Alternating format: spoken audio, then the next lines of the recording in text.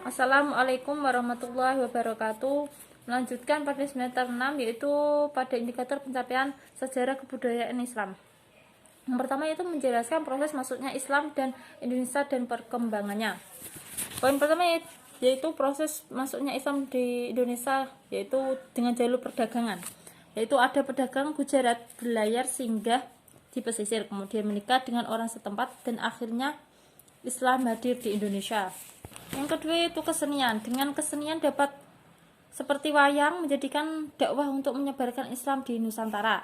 Yang ketiga itu perkawinan. Perkawinan antara seseorang muslim dan anak raja, kemudian keluarganya masuk Islam, dan kemudian meluasnya yang masuk Islam. Poin kedua yaitu mengidentifikasi 6 kerajaan Islam di Indonesia. Yang pertama yaitu kerajaan Perlak, yang kedua kerajaan Samudra Pasai, yang ketiga kerajaan Makalaka, keempat kerajaan Aceh, kelima Kesultanan Demak, keenam kerajaan Panjang.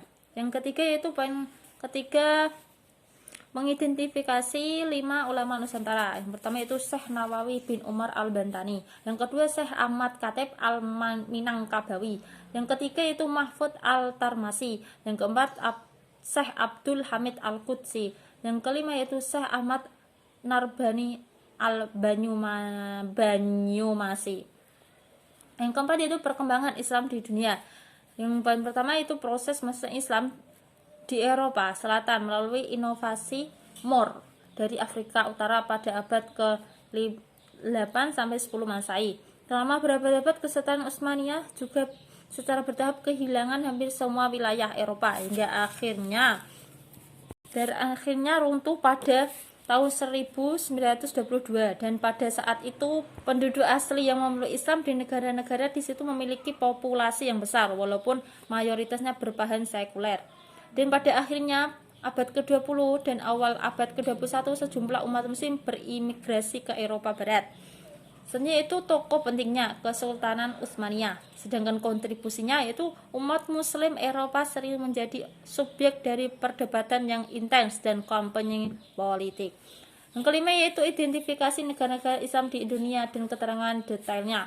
Yang pertama itu Qatar, negara Islam paling terkaya karena memiliki sumber daya alam berupa minyak dan gas bumi. Yang kedua itu Uni Emirat Arab, hampir sama dengan Qatar, akan tetapi dulunya negara ini sangat miskin.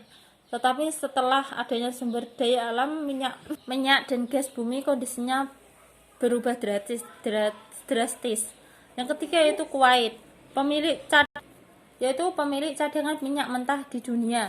Yang keempat yaitu Brunei Darussalam, negara yang berada di Kalimantan bagian barat utara. Ini juga negara kaya raya dikarenakan mempunyai pengelolaan minyak dan gas bumi yang mencapai setengah dari seluruh pendapatan yang diterima.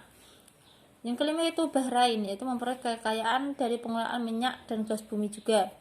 Sekian dari saya pada indikator pencapaian sejarah kebudayaan Islam semester 6. Wassalamualaikum warahmatullahi wabarakatuh.